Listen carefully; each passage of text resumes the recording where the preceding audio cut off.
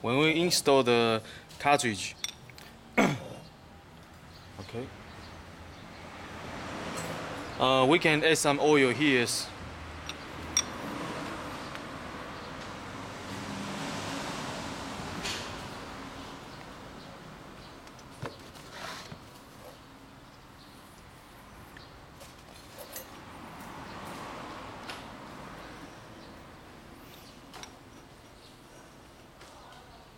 And make sure the cartridge is in the right positions, and then we push it to the end to make sure everything in right positions. Okay. And then let's see the clamps.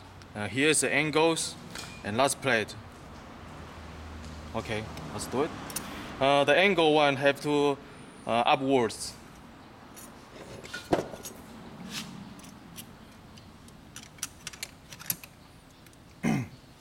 Now we will find the clamp is not in the right position, so we have to use a hammer here, like this, to do that.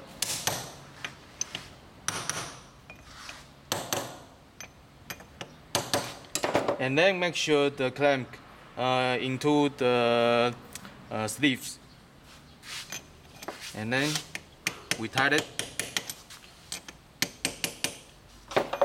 and then we make sure it can smooth correctly.